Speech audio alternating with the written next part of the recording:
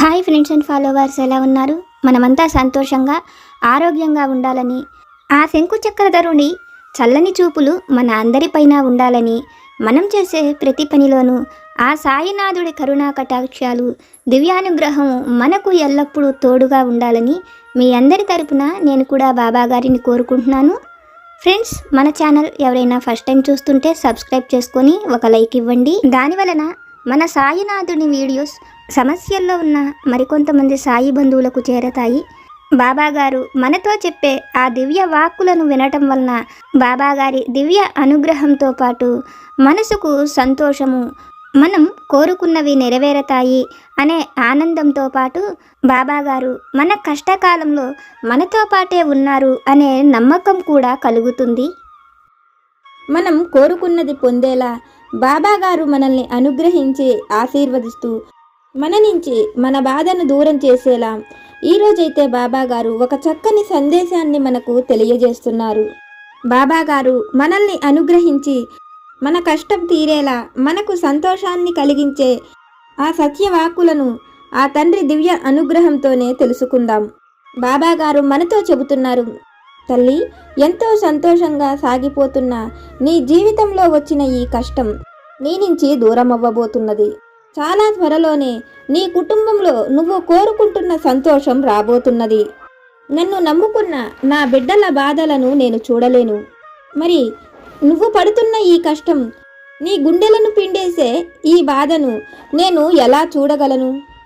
అయినా నీ కుటుంబానికి నువ్వు ఎంతో ముఖ్యమైన దానివి.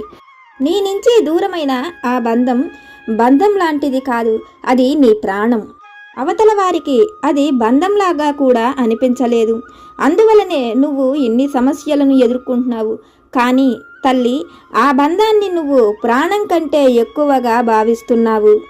అందుకని నీకు కలిగే బాధ కూడా నీ మనస్సుకు మరింత ఎక్కువగా, నీ గుండెలను పిండేసేదిగా ఆ బంధం నిన్ను బాధిస్తున్నది. అయితే తల్లి, ఆ బంధం నిన్ను ఎంత బాధించినా ఆ వ్యక్తులలో మార్పు రావాలని, ఆ బంధం నీతో శాశ్వతంగా ఉండాలని నువ్వు కోరుకుంటున్నావు. దానికోసం ఎంతో ఓర్పు, సహనాన్ని కూడా కలిగి ప్రయత్నిస్తున్నావు. నా పాదాలను తాకి, సాయి, ఆ వ్యక్తితో నా జీవితం సంతోషంగా ఉండేలా, ఆ వ్యక్తిలో మార్పు వచ్చేట్లు నన్ను అనుగ్రహించు అని ప్రతి నిత్యము కోరుతున్నావు కదా. అంతకు మించి నీకు ఏ ధనము కూడా అవసరం లేదని నిస్వార్థమైన కోరికను కోరుతున్నావు. నువ్వు కోరే ఈ కోరిక తప్పక నెరవేరుతుంది. నీ జీవితంలో కూడా మార్పుని చూస్తావు. ఆ వ్యక్తిలో నువ్వు కోరుకున్న మార్పు త్వరలో రాబోతున్నది. నీ జీవితంలో సంతోషాన్ని చూస్తావు అని మన సాయి సమర్థులు ఒక చక్కని సందేశాన్ని మనకు తెలియజేస్తున్నారు. బాబాగారు మనల్ని అనుగ్రహించి చెప్తున్న ఈ మాటలలోని పరమార్థాన్ని, సత్యాన్ని ఒక చక్కని కథ రూపంలో మన సాయి తండ్రి దివ్య అనుగ్రహంతో విని తెలుసుకుందాం. పూర్వం చిత్రపురి నగరాన్ని విద్యాధరుడు అనే మహారాజు పరిపాలిస్తుండేవాడు. విద్యాధరుడు చాలా తెలివైనవాడు. అతని మంచి లక్షణాలకు ఇరుగు పొరుగు దేశాలలో కూడా అతనికి ఏ సమస్యలు, గొడవలు ఉండేవి కాదు. పొరుగు రాజులు ఎంతో స్నేహంగా ఉండేవాళ్ళు. అయితే విద్యాధరుడికి చిన్ననాటి స్నేహితుడు పొరుగు దేశపు రాజు అయిన సింహనాభుడు అంటే విద్యాధరుడికి ఎంతో ఇష్టం. అతను, విద్యాధరుడు ఇద్దరూ కూడా ఒకే గురువు దగ్గర గురుకులంలో విద్యను నేర్చుకుంటారు. విద్యను పూర్తి చేసుకొని సింహనాభుడు తన రాజ్యానికి వెళ్ళి పట్టాభిషేకం అయిన నాటి నుంచి ఒక్కరోజు కూడా విద్యాధరుడి దగ్గరకు రాడు. విద్యాధరుడే 2-3 సార్లు తన రాజ్యం నుంచి సింహనాభుడిని చూసేందుకు అతని రాజ్యానికి వెళతాడు. కానీ సింహనాభుడు మాత్రం విద్యాధరుడి కోసం అతని రాజ్యానికి రాడు. దాంతో విద్యాధరుడికి సింహనాభుడిపై ఎంతో కోపం కలుగుతుంది. ఇక నుంచి అతను కూడా సింహనాభుడి రాజ్యానికి రానని, సింహనాభుడు తనను చూసేందుకు వచ్చేంత వరకు విద్యాధరుడు అతని రాజ్యానికి వెళ్ళనని చెప్తాడు. స్నేహితుడికి తనపైన ఎంతో కోపం కలిగిందని, అతను వెళ్ళకపోతే ఇంకా ఎప్పటికీ తన స్నేహితుడు రాడని, తను ఒక మంచి మిత్రుణ్ణి కోల్పోవలసి వస్తుందనుకున్న సింహనాభుడు విద్యాధరుడు కోరినట్లుగానే ఒకరోజు విద్యాధరుడి దగ్గరకు వెళతాడు. సింహనాభుడు అలా రావడంతో విద్యాధరుడు ఎంతగానో సంతోషిస్తాడు. సింహనాభుడు అక్కడే 10 రోజులు ఉండి తరువాత తన రాజ్యానికి వెళతానని విద్యాధరుడితో చెప్తాడు. అన్నట్లుగానే 10 రోజులు పూర్తయి అతను తిరిగి తన రాజ్యానికి వెళుతున్న సమయంలో సింహనాభుణ్ణి చూసిన విద్యాధరుడు, నువ్వు వచ్చి 10 రోజులు గడిచినప్పటికీ నాకు 10 క్షణాల్లాగా అయిపోయినాయి. మనం చిన్నప్పుడు ఎంతగానో కలిసి తిరిగేవాళ్ళం. ఇంకొక 10 రోజులు ఉండమని స్నేహితుడిని ఎంతగానో కోరతాడు. అయితే సింహనాభుడు మాత్రం తాను వెళ్ళవలసిందేనని, వెళ్ళక తప్పదని స్నేహితుడితో చెప్తాడు. సింహనాభుడి మాటలు విన్న విద్యాధరుడు ఇంకా సింహనాభుడు తాను ఎంత చెప్పినా ఉండడని భార్య దగ్గరకు వచ్చి భార్యతో ఆ విషయాలను చెప్తూ తన స్నేహితుడితో 10 రోజులు గడిపిన సమయం కూడా తనకు చాలలేదని, అతను మరొక 10 రోజులన్నా ఉంటే బాగుండేదని అంటాడు. ఆ మాటలు వింటున్న విద్యాధరుడి భార్య, అతనికి రాజ్యంలో మరేవైనా రాచకార్యాలు ఉన్నాయేమో, వెళ్ళనివ్వచ్చు కదా అని అంటుంది. అందుకు విద్యాధరుడు, అతని రాజ్యము కూడా నా రాజ్యం లాగానే ఏ గొడవలు లేవని ప్రశాంతంగా ఉన్నాడని, అతను మన రాజ్యానికి రావడానికే 10 రోజుల సమయం పడుతుందని, అందువలనే తను తొందరగా ప్రయాణమై రావటం లేదని, రాక వచ్చిన అతను ఇప్పుడు వెళ్ళిపోతున్నాడని చెప్తాడు. విద్యాధరుడి మాటలు విన్న విద్యాధరుడి భార్య మాలావతి, అలా అయితే మీ స్నేహితుడితో మరొక్క 10 రోజులు ఉండమని నన్ను చెప్పమంటారా అని అడుగుతుంది. మాలావతి మాటలకు విద్యాధరుడు కూడా సంతోషించి ఆమెను ఒక్కసారి అడిగి ప్రయత్నించమని, తన స్నేహితుడిని మరొక్క 10 రోజులు ఆపమని భార్యతో కూడా చెప్తాడు. విద్యాధరుడు చెప్పినట్లుగానే మాలావతి విద్యాధరుడి స్నేహితుడైన సింహనాభుడికి విద్యాధరుడికి ఇద్దరికి భోజనాన్ని వడ్డిస్తూ, అన్నయ్య, మీరు మీ రాజ్యం నుంచి మా రాజ్యానికి రావడానికి 10 రోజుల సమయం పడుతుంది. అటువంటి 10 రోజులు మీతో కలిసి తిరిగేసరికి నా భర్తకి 10 క్షణాలులాగా గడిచిపోయినాయి.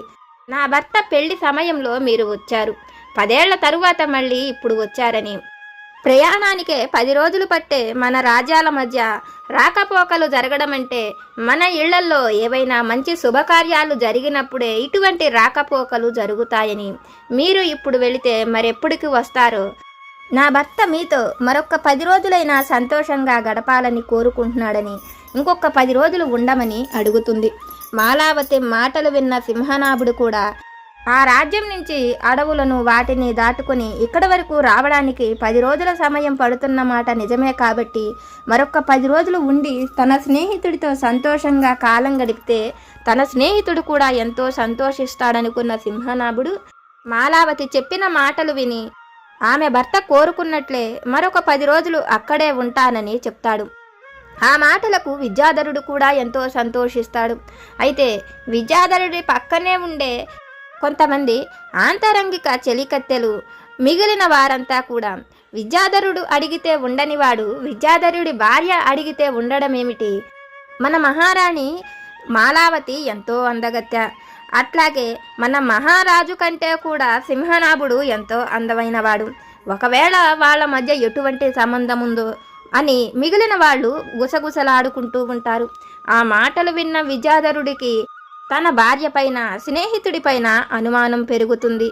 ఒకరోజు మహారాణి లీలావతి నిండు గర్భవతి అవ్వడంతో ఆమె ఉద్యానవనంలో తిరుగుతూ ఉంటుంది. అదే సమయంలో తన స్నేహితుడిని కలిసేందుకు ఉద్యానవనానికి వచ్చిన సింహనాభుడు కూడా విద్యాసాగరుడు రాకపోవడంతో మాలావతితో, అమ్మా, నీ భర్త ఇంకా రాచకార్యాలు ముగించి రాలేదా? ఈ స్నేహితుడిని ఉండమని కోరాడు, కానీ స్నేహితుడి పట్ల కొంచెం కూడా శ్రద్ధ లేదు, నన్ను వదిలేసి తన రాచకార్యాలే చూసుకుంటున్నాడు అంటూ మాలావతితో మాట్లాడుతుంటాడు. అందుకు మాలావతి కూడా, అన్నయ్య, ఆయన విషయం మీకు తెలియనిది ఏముంది, ఆయనకు రాచకార్యాలలో పడితే ఏవీ గుర్తుండవు, గర్భవతి అయినా నా గురించి కూడా పట్టించుకోకుండా ప్రజల సమస్యలనే పట్టించుకుంటూ ఉన్నారని మీకు అతను చిన్నప్పటి నుంచి కూడా తెలుసు కదా, నా భర్త ఎటువంటి వారు, అతనికి మీరంటే ఎంతో ప్రాణం, తప్పకుండా వస్తారని ఇద్దరు కూడా నవ్వుకుంటూ ఆ విషయాలను మాట్లాడుకుంటూ ఉంటారు. అయితే దూరం నుంచి వాళ్ళిద్దరినీ చూస్తున్న విద్యాధరుడికి అంతకుముందు పనివాళ్ళు మాట్లాడుకుంటున్న ప్రతి మాటలు నిజమేనని, అందుకనే ఆమె అతనితో అంత నవ్వుతూ సంతోషంగా మాట్లాడుతున్నదని, ఆమె సింహనాభుడిపై మనస్సు పడి ఉన్నదని, మాలావతే కాదు సింహనాభుడు కూడా తన భార్య పైన మనస్సు పడ్డాడని వాళ్ళ ఇద్దరిపైన అనుమానాన్ని పెంచుకుంటాడు. మహారాజులో ఆ అనుమానం ఎక్కువవ్వడంతో తన ఆంతరంగిక సలహాదారుడైన గుణకరుడును పిలిచి తన స్నేహితుడైన సింహనాభుడి తల నరికి తీసుకురమ్మనమని చెప్తాడు. ఆ మాటలు వింటూనే గుణకరుడు ఎంతో ఆశ్చర్యంగా మహారాజుకు కలిగిన అనుమానానికి గల కారణమేమిటో చెప్పమని గుణకరుడు అడుగుతాడు. జరిగిన అన్ని విషయాలను విద్యాసాగరుడు గుణకరుడితో చెప్పడంతో, మహారాజా, ఇది అంతా కూడా మీ భ్రమ, మీ అపోహే. మీ స్నేహితుడైన సింహనాభుడు ఎటువంటి వాడో మీకు తెలుసు. అంతకు మించి అతను పొరుగు దేశానికి మహారాజు కూడా. అతడిని చంపటం మన రాజ్యానికి మంచిది కాదని, అన్నిటికంటే కూడా మీ భార్య అయిన మహారాణి మాలావతి ఒక గొప్ప పతివ్రతని మహారాజుకు ఎంతగానో నచ్చ చెప్తాడు. అయితే విద్యాసాగరుడు మాత్రం గుణకరుడు చెప్పిన ఏ మాటలను వినిపించుకోడు. మహారాజు మొండితనం చూసిన గుణకరుడికి విద్యాసాగరుడికి పూర్తిగా అనుమానం ఎక్కువైనదని, అతడు ఇప్పుడు ఏమి చెప్పినా వినిపించుకోడని సింహనాభుడిని ఇతను చంపకపోతే మరెవరి చేతైనా చంపించేందుకు తప్పకుండా ప్రయత్నం చేస్తాడనుకున్న గుణకరుడు మహారాజు చెప్పినట్లుగానే చేస్తానని చెప్పి అక్కడి నుంచి సింహబలుడి దగ్గరకు వెళ్ళి జరిగిన అన్ని విషయాలను చెప్పి సింహనాభుడు అక్కడే ఉండటం మంచిది కాదని, అతను అక్కడ ఉంటే తప్పక చంపేస్తాడని, అది ఇరు రాజ్యాలకు మంచిది కాదని అక్కడి నుంచి వెళ్ళిపోమని చెప్తాడు. అయితే గుణకరుడు చెప్పిన మాటలు విన్న సింహనాభుడు తన స్నేహితుడు తనపై అంతటి అనుమానం కలిగి ఉన్నాడని తెలుసుకుని, అయితే ఇప్పుడు అతను ఏమి చెప్పినా వినే పరిస్థితుల్లో లేడు కాబట్టి ముందు అతను అక్కడి నుంచి తన సైన్యంతో పాటు వెళ్ళిపోవాలనుకుని, అయితే ఈ విషయాలు గుణకరుడికి మహారాజుకు తప్ప మరెవ్వరికీ తెలియవు కాబట్టి గుణకరుడు ఇక్కడ ఉంటే విద్యాధరుడు తప్పకుండా గుణకరుడు ప్రాణాలు తీస్తాడని, విద్యాధరుడి తత్వమేమిటో తనకు పూర్తిగా తెలుసు కాబట్టి గుణకరుడు కూడా అక్కడ ఉండటం మంచిది కాదని గుణకరుడిని అతని కుటుంబంతో సహా సింహనాభుడు చంద్రగిరి రాజ్యానికి తీసుకుని వెళ్ళిపోతాడు. అయితే సింహనాభుడు తన రాజ్యానికి తాను వెళ్ళిపోయాడని తన దగ్గర ఉండే భటుల ద్వారా తెలుసుకున్న విద్యాధరుడు గుణకరుడే సింహనాభుడిని కాపాడాడని, అతను కూడా వెళ్ళిపోయాడని తెలుసుకున్న విద్యాధరుడిలో మరింత కోపం పెరిగిపోతుంది. అయితే మహారాజుకు తనపైన అనుమానం కలిగినదని మాలావతికి ఈ విషయాలు ఏవీ కూడా తెలియదు. తనకు పండంటి ఆడపిల్ల పుడుతుంది. ఆ బిడ్డ చూసేందుకు మహారాజు విద్యాధరుడి పోలికలతో చూడచక్కగా ఎంతో అందంగా ఉంటుంది.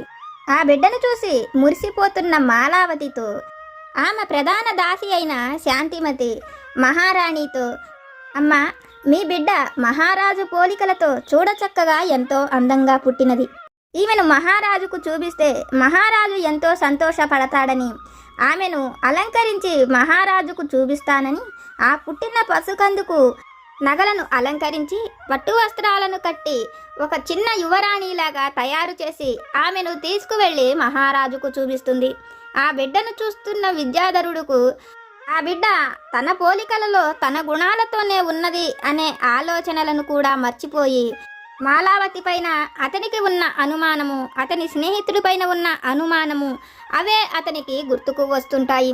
ఆ క్షణమే ఆ బిడ్డను తన చేతికి తీసుకొని అక్కడే ఉన్న ఒక నమ్మకమైన సైన్యాధికారికి ఆ బిడ్డను ఇచ్చి, మాలావతి ఆ బిడ్డను కడుపుతో ఉన్నప్పుడే తప్పు చేసినదని, అందుకని ఈ బిడ్డ తనది కాదంటూ ఆ బిడ్డను అతని చేతుల్లో పెట్టి అడవులలో వదిలేయమని చెప్తాడు.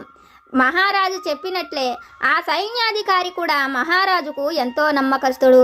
మహారాజు చెప్పినట్లే ఆ బిడ్డను అక్కడ ఎక్కడ దగ్గర ప్రాంతాలలో కాకుండా దీవులలో వదిలేయాలని నిర్ణయించుకొని అతను సముద్ర తీరానికి ఆ బిడ్డను తీసుకొని వెళ్ళిపోతాడు.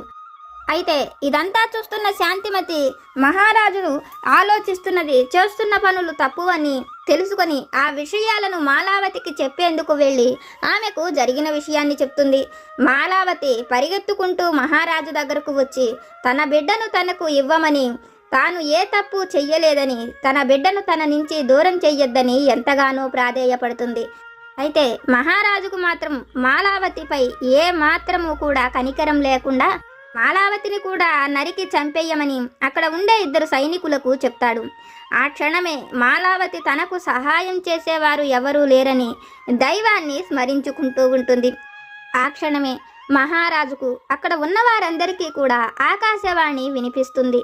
మాలావతి ఏ తప్పు చెయ్యలేదని, ఆమె ఒక పతివ్రతని, ఆమెను నువ్వు శిక్షించటం తప్పని, తల్లి నుంచి బిడ్డను వేరు చెయ్యొద్దని, ఆ ఉన్న పసిబిడ్డను ఆమెకు తెచ్చి అప్పగించమని, అలా చెయ్యని పక్షంలో ఆమె చనిపోయినదని విన్న ఆ క్షణమే నువ్వు ఎంతో ప్రాణంగా చూసుకుంటున్న రాజ్యానికి వారసుడైన నీ కొడుకు కూడా చనిపోతాడని చెప్తుంది. అయితే మహారాణికి ఎంతో నమ్మకస్తులు ఉన్నారని, వాళ్ళే ఈ విధంగా ఆకాశవాణిలాగా మాట్లాడుతున్నారేమో. ఎందుకంటే తనకు ఎంతో నమ్మకస్తుడైన గుణకరుడికి సింహనాభుడిని చంపమంటే అతనే వాళ్లను చంపలేకపోయాడు. అటువంటిది మహారాణికి ఇక్కడ ఎంతోమంది నమ్మకస్తులు ఉన్నారు కాబట్టి వాళ్లే ఈ విధంగా మహారాణి పక్షాన నిలబడి మాట్లాడుతున్నారేమో అనే అనుమానంతో మహారాజు ఆకాశవాణి వార్తను కూడా పట్టించుకోకుండా మహారాణిని చంపించమని అక్కడ ఉండే 2 భటులకు అప్పగిస్తాడు. వాళ్ళు ఆమెను తీసుకువెళుతున్న ఆ క్షణమే మహారాణి స్పృహ తప్పి కోల్పోతుంది. తన నుంచి బిడ్డ దూరమైపోవటం, భర్త తనను ఈ విధంగా ఎందుకు శిక్షిస్తున్నాడో అర్థం కాని ఆమె ఆ క్షణమే స్పృహ తప్పి అక్కడ పడిపోవడంతో అక్కడ ఉండే భటులు మరికొంతమంది మహారాణి చనిపోయిందని అనుకుంటారు. దాంతో భటులు ఆమెను వదిలేసి వెళ్ళిపోతారు. అయితే మహారాణి చనిపోయిందో లేదో అర్థం కాని శాంతిమతి మాత్రం మహారాణి దగ్గరే ఉండి ఆమెను జాగ్రత్తగా తన కుటీరానికి తీసుకువెళ్ళి వైద్యుణ్ణి పిలిపించి రహస్యంగా ఆమెను పరీక్ష చేయిస్తుంది. ఆమెను పరీక్షించిన వైద్యుడు ఆమె బ్రతికున్నంత కాలము ఇంకా అలా ఉండవలసిందేనని, బ్రతికున్న చనిపోయినట్లేనని, జీవోత్సవంలా అయిపోయిందని చెప్తాడు. అయితే మహారాణి చనిపోయిందనుకొని వదిలేసి వెళ్ళిపోయిన సైనికులు మహారాజుతో ఆ విషయాన్ని చెప్తున్నప్పుడు అక్కడే ఉండి వింటున్న తన 10 ఏళ్ల కొడుకు తల్లి చనిపోయిందన్న వార్త వినడంతోనే అతను కూడా గుండెకి చనిపోతాడు. అది చూసిన విద్యాధరుడికి తన భార్య నిజంగానే మహాపతివ్రతేనని, తన స్నేహితుడు ఎంతో మంచివాడని, అతనే వాళ్లను అపార్థం చేసుకున్నానని, తనకు కలిగిన అనుమానం పిశాచం వలనే తన కుటుంబం మొత్తాన్ని సర్వనాశనం చేసుకున్నానని తెలుసుకున్న విద్యాధరుడు ఎలాగైనా తన ఆడబిడ్డను తను దక్కించుకోవాలని, ఆమె ఏ అడవులలో వదిలేశాడో ఆ సైనికుడి దగ్గర నుంచి తెలుసుకోవాలని అతని రాక కోసం ఎదురు చూస్తుంటాడు. అయితే పిల్లను తీసుకుని వెళ్ళిన ఆ సైన్యాధికారి ఆ బిడ్డను ఒక దీవుల్లోని అడవిలో వదిలేసి వస్తున్న సమయంలో అతడిని ఒక ఎలుకబంటి చంపేస్తుంది. అది తెలియని మహారాజు అతని కోసం ఎదురు చూస్తూ ఉంటాడు. అతను ఎటువైపుకు వెళ్ళాడో కూడా మహారాజుకు తెలియదు. అయితే ఆ రాజ్యంలోనే సంతానం లేని ఒక మత్స్యకారుడు ప్రతిరోజు ఆ దీవుల వైపుకు వచ్చి చేపలను పట్టి తీసుకుని వెళ్ళి తన జీవనాన్ని సాగిస్తూ ఉండేవాడు. తనకు దేవుడు ఒక్క పసిబిడ్డనైనా ఇస్తే చాలని భార్యాభర్తలు ఎంతగానో వాళ్ళ కులదేవతలకు మొక్కుకుంటూ ఉండేవాళ్ళు. ఒకరోజు చేపలు పట్టడం కోసం వచ్చిన ఆ మత్స్యకారుడికి ఈ పసికందు కనపడుతుంది. ఆ బిడ్డను చూస్తూనే అతను ఎవరో రాజుల బిడ్డ అయి ఉంటుందని, అందుకనే ఇన్ని విలువైన బంగారు వస్తువులను ఆ బిడ్డకు పెట్టారని, ఆ బిడ్డను తీసుకుని వస్తున్న అతనికి కొంత దూరంలో చనిపోయిన ఆ సైనికుడు కూడా కనపడతాడు. అతన్ని చూడగానే మత్స్యకారుడికి నేను అనుమానించినట్లే ఈ బిడ్డ ఏ రాజ్యానికో సంబంధించినదని, ఈ బిడ్డ ఏ రాజుదో తెలియదు కాబట్టి తానే ఆ బిడ్డను ఎంతో జాగ్రత్తగా ప్రేమగా పెంచుకోవాలనుకొని ఆ బిడ్డను ఎప్పటికైనా ఆ బిడ్డ పూర్వత్రాలు ఎవరైనా అడిగినప్పుడు ఆ పిల్లకు సంబంధించిన విషయాలు తెలిపేందుకు అతనికి ఎప్పటికైనా ఉపయోగపడతాయని ఆ సైనికుడి కిరీటము, ఖడ్గము, అతని ఒంటి మీద ఉండే బంగారు ఆభరణాలను తీసుకొని అతను అక్కడి నుంచి ఇంటికి వచ్చి వాటన్నిటినీ కూడా భార్యకు చూపిస్తాడు. భార్య ఆ బిడ్డతో పాటు వాళ్ళు ఆ గ్రామంలోనే ఉంటే ఎప్పటికైనా ఆ బిడ్డ వాళ్ళది కాదని, ఎవరికైనా తెలిస్తే సమస్య అవుతుందని, వాటితో పాటు ఆ బిడ్డను తీసుకుని దూరంగా వెళ్ళిపోదామని భర్తను అడుగుతుంది. అందుకు ఆ మత్స్యకారుడు కూడా సరేనని సైనికుడి దగ్గర నుంచి తెచ్చిన బంగారంలో కొంత అమ్మి ధనం చేసుకుని ఆ ధనంతో ఆ దేశాన్ని విడిచి సింహనాభుడి రాజ్యానికి వెళ్ళిపోతారు. అక్కడ వాళ్ళు ఆ బిడ్డతో ఎంతో సంతోషంగా గడుపుతుంటారు. అలా 15 సంవత్సరాలు గడిచిపోతాయి. ఒకరోజు సింహనాభుడి కొడుకు జయచంద్రుడికి సింహనాభుడు పట్టాభిషేకం చెయ్యాలనుకుని అతడికి దేశ పరిస్థితులు ఏమిటో తెలియడం కోసం గుణకర్ణుడి కొడుకును అతనికి తోడుగా ఇచ్చి ఇద్దరూ కూడా దేశంలో అన్ని ప్రదేశాలను తిరిగి రమ్మనమని సింహనాభుడు పంపిస్తాడు. వాళ్ళు ఇద్దరూ కూడా దేశంలో అన్ని ప్రదేశాలు తిరుగుతూ ఒకరోజు మత్స్యకారుడు ఉండే ఆ గ్రామానికి వెళతాడు. అయితే అక్కడ ఆ మత్స్యకారుడు తీసుకువచ్చిన ధనంతో వ్యాపారం చేస్తూ ఒక గొప్ప కోటీశ్వరుడుగా ఎంతో ఉన్నతంగా బతుకుతూ ఉంటాడు. తనకు దొరికిన ఆ బిడ్డకు మణికర్ణిక అని పేరు పెడతాడు. మణికర్ణిక గొప్ప తెలివైనది, చూసేందుకు ఎంతో అందంగా కూడా ఉంటుంది. ఆ గ్రామానికి వచ్చిన జయచంద్రుడు మణికర్ణికను చూడడంతోనే వివాహం అనేది చేసుకుంటే ఆమెనే చేసుకోవాలని అతని ఆలోచన కలుగుతుంది. మణికర్ణిక కోసం ప్రతిరోజు నగరం నుంచి ఎంతో దూరమైన ఆ గ్రామానికి కూడా వస్తుంటాడు. అయితే దేశ పర్యటన తర్వాత కొడుకులో వచ్చిన ఈ మార్పును చూసిన సింహనాభుడికి ఆశ్చర్యం కలుగుతుంది. రోజు అతను కొంచెం సేపు కూడా రాజ్యసభలో ఉండకుండా అతను అంత ముఖ్యమైన పని మీద దేనికోసం బయటకు వెళుతున్నాడో తెలుసుకోవాలనుకుని గుణకర్ణుడి కొడుకును పిలిచి అడుగుతాడు. అతను జరిగిన విషయాలను సింహనాభుడితో చెప్పడంతో ఆమె ఎవరో, ఆమె ఎక్కడి నుంచి వచ్చినదో తన పుట్టుపూర్వత్రాలు తెలుసుకుని అతనికి ఇచ్చి వివాహం చెయ్యాలనుకుని ఆమె ఎవరా అనే వివరాలను తెలుసుకుంటే వాళ్లకు ఎన్నో ఆస్తులు ఉన్నప్పటికీ ఆమె ఒక మత్స్యకారుడి కుటుంబానికి చెందినదని, ఒక చేపలు పట్టేవాడి కూతురని తెలుస్తుంది. ఆ మాట వింటూనే సింహనాభుడికి ఎంతో కోపం కలుగుతుంది. వాళ్ళు క్షత్రియులైనప్పుడు ఒక క్షత్రియ స్త్రీని వివాహం చేసుకోవాలి, కానీ మత్స్యకారుడి కుమార్తెను వివాహం చేసుకోవడం ఏమిటని ఆలోచించి కొడుకును ఈ విషయంలో ఒప్పుకునేది లేదని మందలిస్తాడు. అయితే గుణకర్ణుడు సింహనాభుడి మాటలు అన్నీ విని జయచంద్రుడితో, నీకు ఆ స్త్రీని వివాహం చేసుకోవాలని ఉంటే నువ్వు మన పొరుగు రాజ్యమైన చిత్రపురికి వెళ్ళి అక్కడ ఈ వివాహం చేసుకోమని, ఆ రాజ్యంలో ఎవరు ఎవరిని వివాహం చేసుకున్నా ఎటువంటి నియమాలు కట్టుబాట్లు లేవని, ఆ దేశంలో కుల వివక్షత లేదని చెప్తాడు. ఆ మాటలు వింటూనే ఇతనికి ఎంతో సంతోషం కలుగుతుంది. గుణకర్ణుడు చెప్పినట్లుగానే జయచంద్రుడు ఆ దేశానికి వెళుతూ అతనికి కలిగిన ఆలోచనను మణికర్ణికకు అతని తండ్రికి కూడా చెప్పి వాళ్లను ఒప్పించి ఆ నగరానికి తీసుకొని వెళతాడు. అక్కడ వివాహం చేసిన వారందరికీ మహారాజు వాళ్లకు పట్టు వస్త్రాలను ఇస్తూ వివాహం జరిగినట్లు ఒక లేఖను కూడా రాసి ఇస్తాడు. అలా అందరితో పాటు వివాహం జరిగినట్లు లేఖను తీసుకునేందుకు మణికర్ణిక, జయచంద్రుడు ఇద్దరూ కూడా ముందుకు వస్తుంటారు. అయితే జయచంద్రుడు ఇంటి నుంచి వెళ్ళిపోయిన ఆ క్షణమే సింహనాభుడికి కూడా ఈ విషయం తెలుస్తుంది. సింహనాభుడు గుణకర్ణుడిని పిలిచి, నీకు ఆ దేశంతో మనకు ఉన్న వైరం తెలుసు కదా, అతను నా పైన కోపంతో నా పోలికలలో ఉన్న నా కొడుకును చూస్తే ఏదైనా చెయ్యవచ్చని, అతని ప్రాణానికి హాని కలుగుతుందని తెలిసి కూడా నువ్వు విద్యాధరుడి దగ్గరకు నా బిడ్డను ఎందుకు పంపావని అడుగుతాడు. అందుకు గుణకర్ణుడు, మహారాజులో ఇప్పటికైనా మార్పు వచ్చి ఉంటే మీరు అనుకున్నట్లు జరగదని, మనం కూడా ఒక్కసారి వెళ్ళి దూరం నుంచి ఈ విషయాలను చూసి పరీక్షిద్దామని, అలా ఏదైనా హాని కలిగేలా ఉంటే మిమ్మల్ని కాపాడినట్లే మీ బిడ్డను కూడా నేనే కాపాడతానని గుణకర్ణుడు సింహనాభుడికి ధైర్యాన్ని చెప్పి వాళ్ళు ఇద్దరూ కూడా ఆ రాజ్యానికి వచ్చి మారు వేషాలలో రాజ్యసభలో నిలబడి ఉంటారు.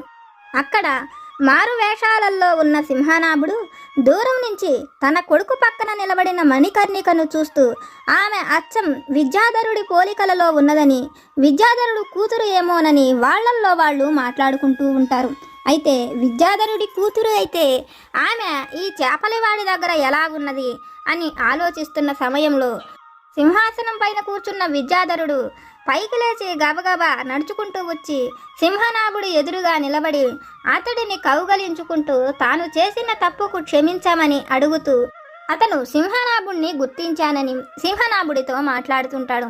అది చూస్తున్న సింహనాభుడు, నన్ను నువ్వు ఎలా గుర్తుపట్టావని అడగడంతోనే, నువ్వు ఎక్కడ ఉన్నా ఎలా ఉన్నా కూడా నేను గుర్తించగలనని, నువ్వు నా మనసులో అంతగా నిండి ఉన్నావని విద్యాధరుడు సింహనాభుడితో చెప్తూ అతను తన భార్య పట్ల ప్రవర్తించిన తీరుకు తాను సిగ్గుపడుతున్నానని, దైవం తనకు ఎటువంటి శిక్షను విధించిందో అన్ని విషయాలను అతనితో చెప్తాడు. కొడుకు మాలావతి ఇద్దరూ చనిపోయారని, కూతుర్ని తానే దూరం చేసుకున్నానని అన్ని విషయాలను అతనితో చెప్తాడు. ఆ మాటలు వింటున్న సింహనాభుడికి మణికర్ణికను చూసి ఆమె అతని కూతురు అయి ఉంటుందని అక్కడ ఉండే మత్స్యకారుణ్ణి పిలిచి అడుగుతాడు.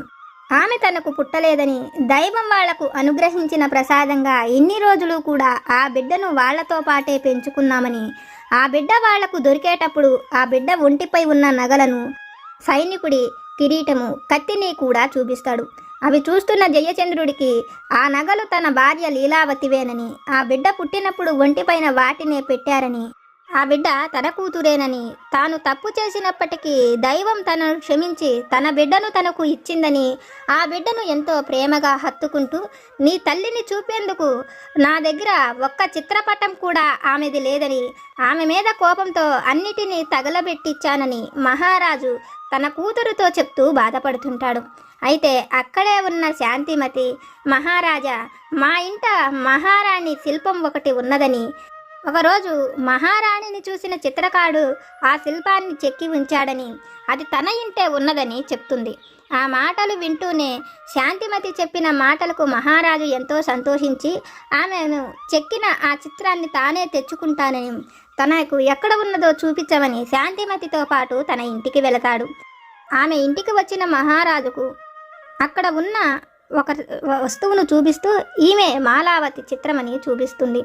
అది చూస్తున్న మహారాజుకు ఈమెను చూస్తుంటే మాలావతి చిత్రంలా లేదని, అచ్చం మాలావతి లాగానే ఉన్నది, ఇలా ఎలా ఆ శిల్పి చెక్కగలిగాడని అడిగినప్పుడు అదే ఆ శిల్పి గొప్పతనమని, ఒకసారి తాకి చూడమని చెప్తుంది. మహారాజు వచ్చి శాంతిమతిని తాకడంతోనే శాంతిమతి మళ్ళీ మామూలుగా అందరితో మాట్లాడటం మొదలు పెడుతుంది. అది చూసిన వైద్యుడు కూడా ఆశ్చర్యపోతాడు. ఇన్నాళ్ళు తనకు ఏమీ తెలియలేదని, తను అసలు మామూలు స్థితిలో లేదని వాళ్ళు చెప్తున్న ఆ మాటలు విన్న మహారాజుకు ఆశ్చర్యం కలిగి, తన భార్యను ఇన్ని రోజులు ఎంతో ప్రేమగా జాగ్రత్తగా చూసిన శాంతిమతికి ఎన్నో విలువైన బహుమతులను ఇస్తాడు. తన కూతురు మణికర్ణికకు, తన స్నేహితుడి కొడుకు జయచంద్రుడికి, ఇద్దరికీ కూడా ఎంతో ఘనంగా వివాహాన్ని జరిపించి తన తరువాత తన అల్లుడైన జయచంద్రుణ్ణే తన రాజ్యానికి రాజుగా కూడా ప్రకటిస్తాడు. అయితే ఇదంతా చేస్తున్న విద్యాధరుడికి మాత్రం తనకు అనుమానం పిశాచి కలగటం వలనే తన భార్యను తన నుంచి తానే దూరం చేసుకున్నానని, ఇన్నాళ్ళు తన సంతోషాలకు తాను దూరం అవ్వడానికి కూడా కారణం తనలో ఉన్న అనుమానపు పిశాచమేనని, మనిషి ఎప్పుడైతే అనుమానిస్తూ అనుమానానికి దగ్గరగా ఉంటాడో అప్పుడు ఎదుటివారు చెప్పే నిజం కూడా మనకు అబద్ధంగా కనిపిస్తుందని విద్యాధరుడికి అర్థమవుతుంది. తల్లి, ఇది విన్న నీకు నేనేమి చెప్పాలనుకుంటున్నానో అర్థమైంది కదా. నువ్వు కోరుకునే సంతోషం, ఆనందం తప్పకుండా పొందే రోజులు రాబోతున్నాయి. ఇప్పటి వరకు నీ జీవితంలో ఏ అనుమానంతో అయితే నువ్వు గుండెల్ని పిండే బాధను అనుభవిస్తున్నావో ఆ అనుమానం ఆ వ్యక్తి నుంచి దూరమయ్యి నువ్వు కోరుకునే సంతోషాన్ని, ఆనందాన్ని పొందుతావు అని మన సాయి సమర్థులు ఒక చక్కని సందేశాన్ని మనకు అనుగ్రహిస్తున్నారు. బాబాగారు మనల్ని అనుగ్రహించి ఆశీర్వదించి చెప్పిన ఈ దివ్య వాక్కులను విన్నారు కదా. బాబాగారి వాక్కుల ద్వారా మనం తెలుసుకున్న ఈ విషయాలు కనుక మీకు నచ్చితే లైక్ చేయండి, షేర్ చేయండి. మీకేమైనా సమస్యలు కనుక ఉంటే వాటిని నాకు కామెంట్ సెక్షన్లో పెట్టండి. నేను పూజ చేసుకునేటప్పుడు మనందరి సమస్యలు తీరాలని, మన అందరి కోరికలు నెరవేరాలని మీ అందరి తరఫున నేను కూడా బాబాగారిని కోరుకుంటాను. నాకు తెలిసిన పరిష్కారాలను కూడా చెప్తాను. జై సమర్థ సద్గురు సాయినాథ్ మహారాజ్కి జై.